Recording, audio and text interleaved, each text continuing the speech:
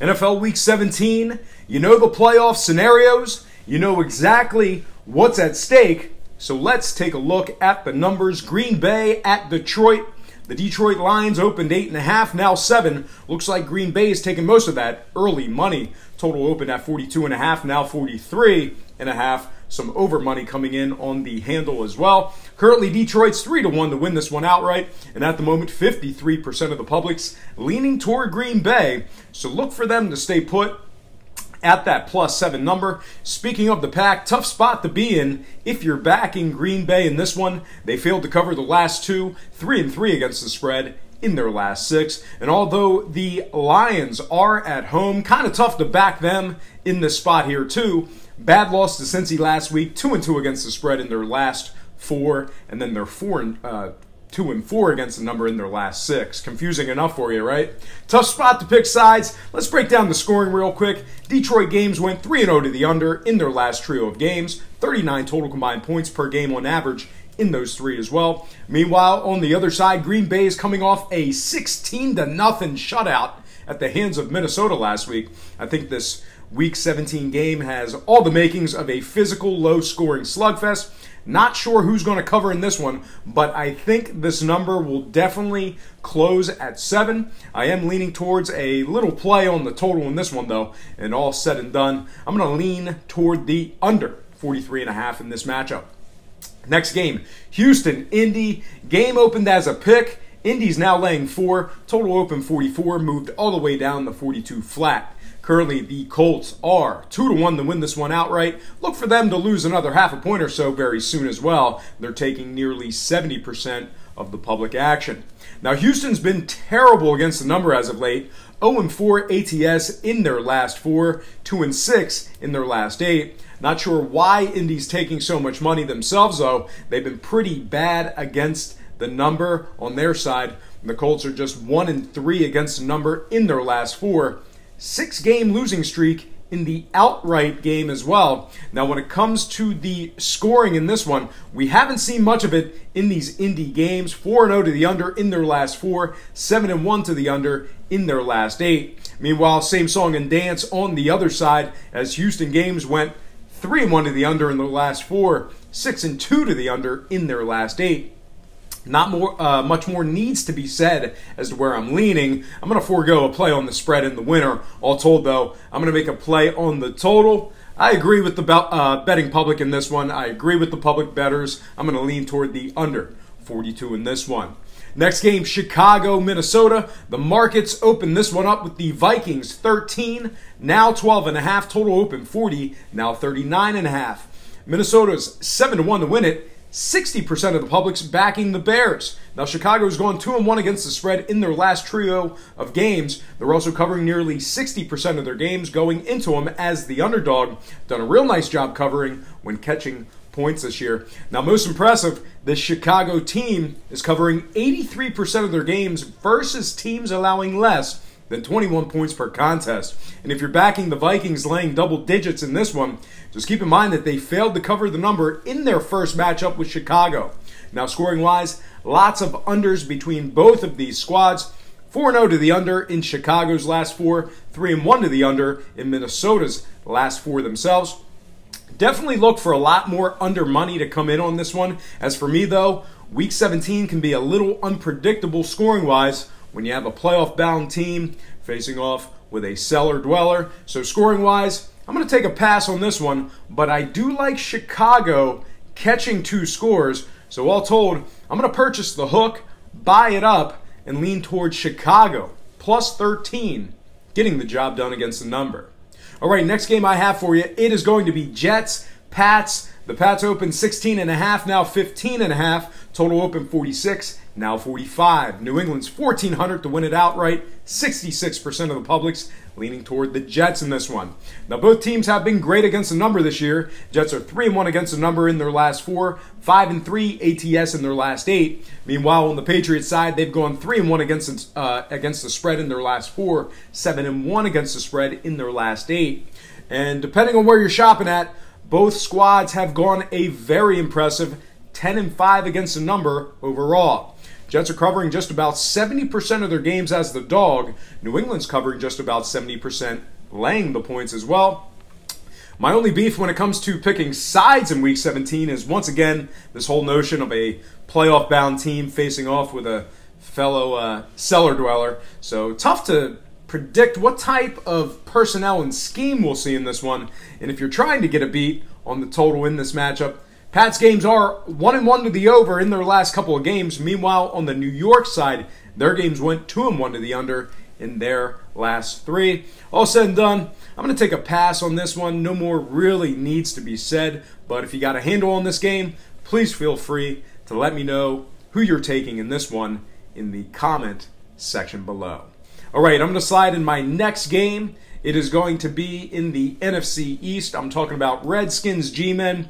Skins open 3.5, now laying 3. Total open 39, now 38. Currently, the Skins are $1.70 on the money line. And if you like the Skins laying the 3, you might want to act quickly. They're currently taking nearly 70% of the current action. So we're going to see that number creep up to 3.5 to 4 very soon. Now, if you think you have a good beat on this game, you might want to rethink your decision, because I'm not so sure this one's going to be as easy to pick as you think. I mean, I get it. The Giants really stink. But believe it or not, both the Giants and the Skins are 2-2 against the number in their last 4. And although the Skins, they are the clear-cut favorite to win this one outright, this Giants squad has gone 6-6 against the spread in their last 12 games as the official Vegas underdog. Now, scoring-wise, plenty of unders between these two organizations. Giants games went 3-1 to the under in their last 4. Skins games went 3-1 to the under in their last 4 themselves. But before you go ahead and chalk this one up to another under, keep in mind that the Giants are giving up 29 points a game in their last 3. Meanwhile, the Skins themselves average 24 points per game in their last 2. All that in mind, we could see this Redskins team put the total over themselves. All said and done, though, I think there are plenty of better spots in this week's slate to gamble some hard-earned money. So all told, I'm going to take another free pass on this one. If there's something I'm missing in this game, please feel free to let me know in the comment section below. All right, next game. We're going to stay in the NFC East. I'm talking about Dallas, Philly.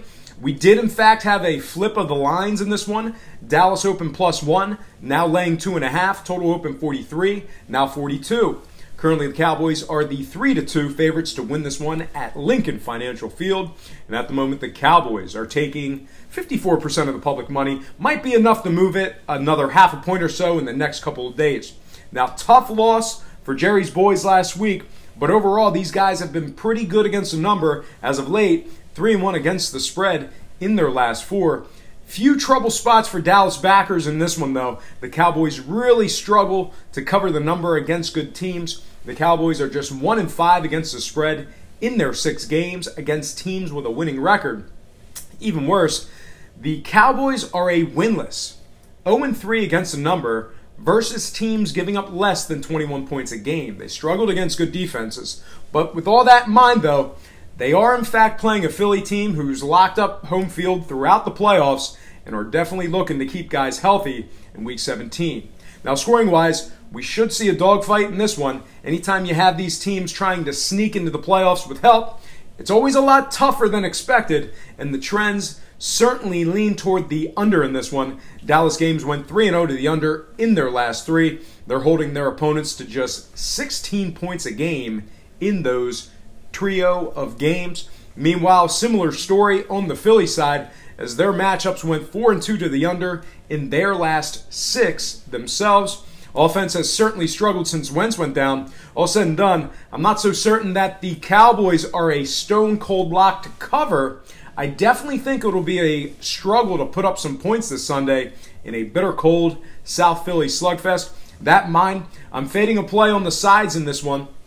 All told, though, I'm going to make a play on the total and lean toward the under 42 points in this one. All right, I'm going to slide in my next and final game for the show. It is going to be Cleveland at Pittsburgh. Here we go again. Cleveland taking money. When are these guys going to learn? Pittsburgh opened 16, now 10.5. Ugh. Total open 41, now 38.5. Currently Pittsburgh 625 on the money line. And at the moment, we got just about an even split of Pittsburgh and Cleveland backers. So this one should close out at 10 to 11 points on the spread. And if you're backing the Brownies in this one, you got one more chance to get that marquee cover. You've been chasing it all year. Best of luck to you. Cleveland's 3-12 against the spread all year round. Just one cover on the road. They also failed to cover 7 of their last 8. Here's some good news for you, though. Your opponents, the Pittsburgh Steelers, are just 1-3 against the number in their last 4. 3-5 against the number in their last 8. Pittsburgh's also struggled to cover at Heinz Field, going just 3-4 ATS in the friendly confines. So there's all that false hope for you if you need it, if you're unwisely backing the Brownies for one final time this year. Now, scoring-wise, we might not see a whole lot of it in this one, although Pittsburgh games have gone 2-2 to the over in their last 4. Cleveland also managed to muster up 18 points in their original matchup with Pittsburgh in Week 1. That was one of their 3 covers for the year, by the way. All said and done, though, this game is just way too messy. I have no interest in betting this one. So all told, I'm going to forego a play on everything and take a free pass on this one. All right, folks, that is going to do it for my NFL Week 17 early slate. I'm going to do a late slate as well. We're going to do away with the 1 o'clock slate. So just 2 NFL Week 17 videos for you this week. And it's been a great year so far. The regular season coming to a close. Once again, I thank each and every one of you for tuning in. Although I'm not certainly the best prognosticator or picker. A lot of good information for you, and I certainly appreciate you guys tuning in and let me know what you think. Some have been good, and just a few out there have been really brutal, harsh criticisms, and I love it. They're very entertaining. So anyway, folks, that is going to do it for me. But before I get out of here, I have to remind you that I am not a sports betting expert, nor do I implore you to take any of my picks. A wise man once said, good ain't free, and free ain't good. And for some reason, you should decide to use the free information on this program. You're utilizing it at your own discretion. Most importantly, if you're betting any of these games, do it safe, do it responsibly, and most important, have fun. For Brock Page Productions, I'm Brock Page, and have yourself a positive day.